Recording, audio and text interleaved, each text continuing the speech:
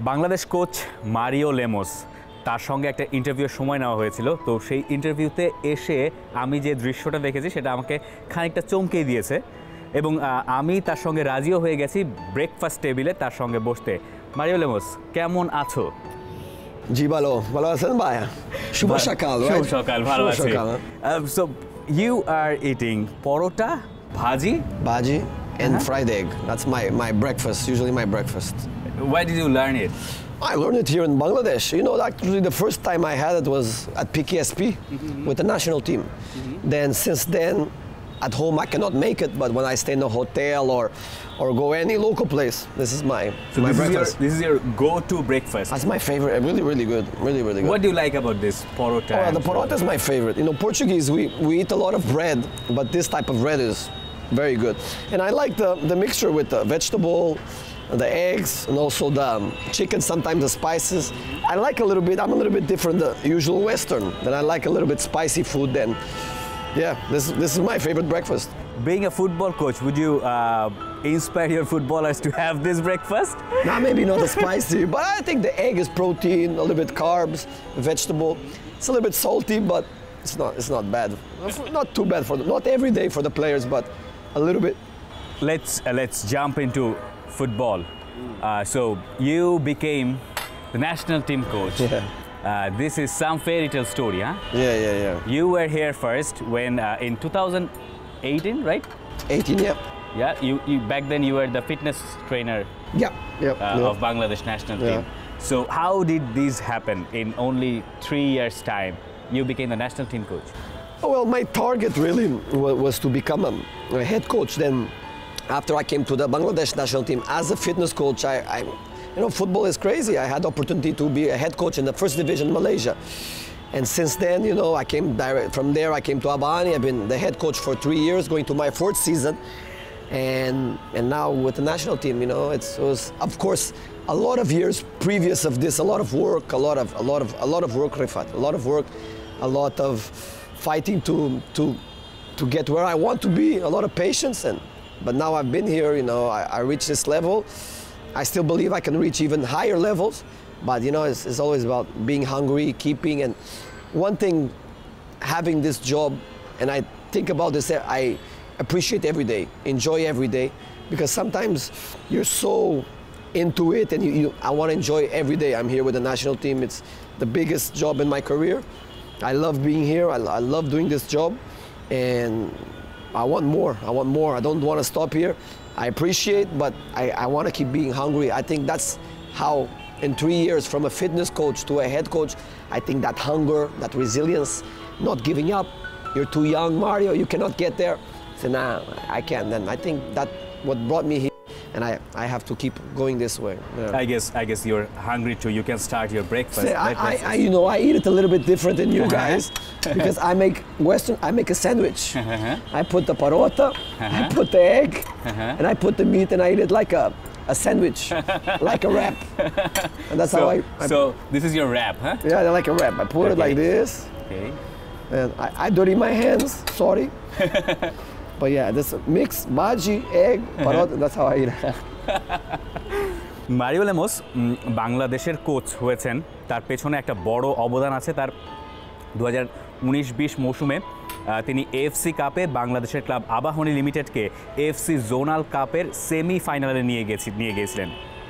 AFC কাপের zonal সেমিফাইনালে in fact সেই টুর্নামেন্টের সাফল্য বাংলাদেশের এখন পর্যন্ত সম্ভবত ক্লাব ফুটবলের ইতিহাসে সাম্প্রতিক সময়ে সবচেয়ে বড় সাফল্য। Mario, we were talking about the AFC Cup, the journey. Here we see in Bangladesh, if we consider recent past, in every matches that you have to win, somehow our football team or the system, it collapsed. Let's talk about the SAF championship. Bangladesh, they were going into the final until 88th minute, and then a disaster happened.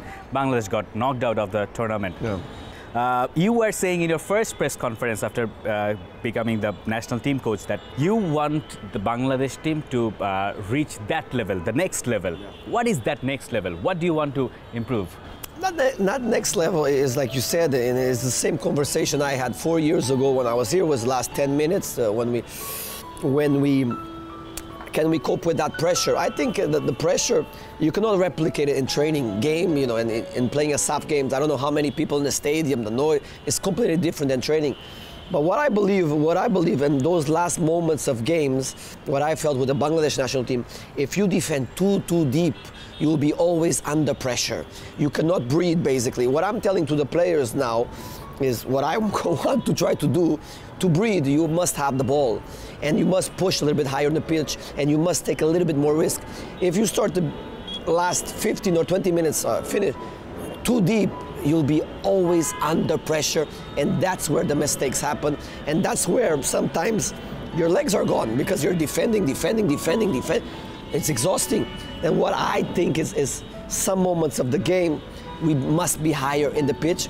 We must be a little bit more brave. We must take that risk, because if we just defend, it will happen. It's impossible. They're human beings, and then even top-level teams in Europe, it happens. And can we be brave enough to say, no, let's go higher in the pitch. You know what, let's put pressure. Because if we put pressure on that ball will not go long then. It's not easy. It's not, and when you're winning and you need a result, you know, players usually tend to go back. But that's where I need to intervene. That's where I need my voice. I cannot lose my voice. I need my voice, and I need to be, I feel, in those moments in the game, I need to be also in my best shape possible.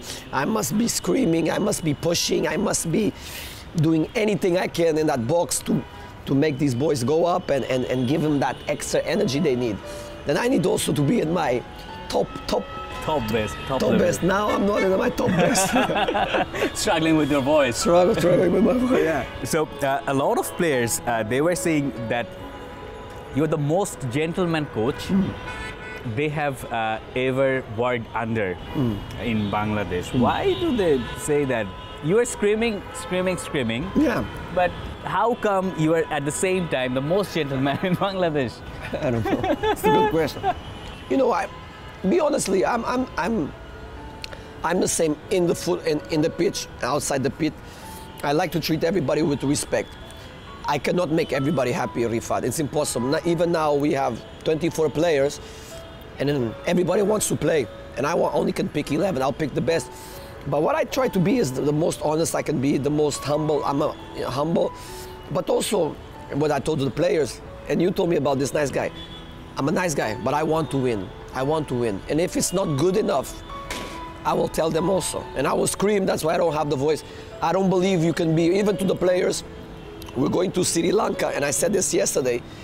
If you're not a nice boy, you cannot be nice boys in football. When you're in the pitch, you must be, I don't want to use the word, monsters, animal, but you must that. When I go in the pitch, when I go training, also I change a little bit. I don't scream like this. When I go to the restaurant, I don't scream to the, but in the pitch, because you must have that desire to get better, and I must keep the standards. If I go in the pitch and coach is not saying that, then they will not work hard.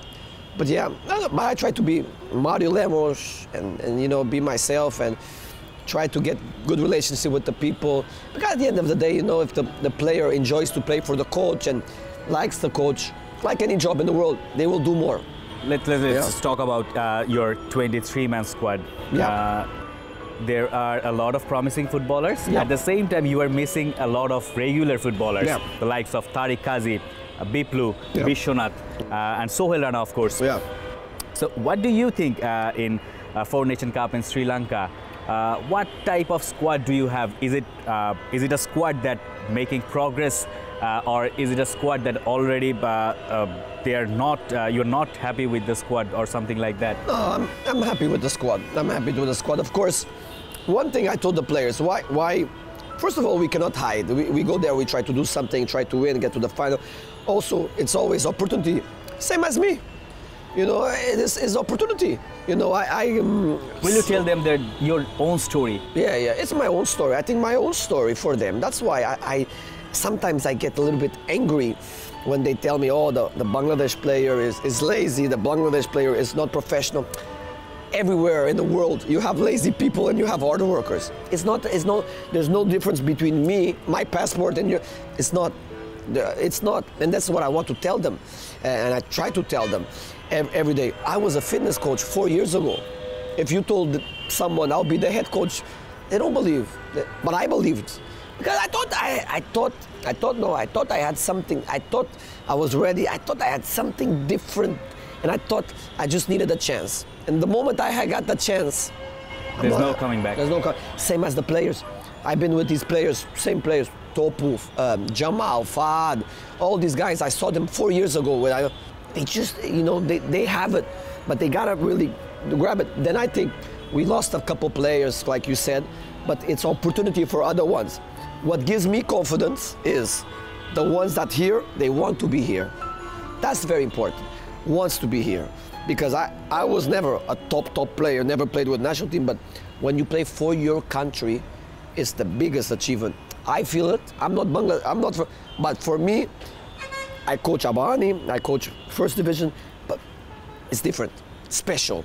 To represent a country when I wear it, no, but for me is having this in my chest is different. Then I feel it, they must feel it also, and because they feel it for sure.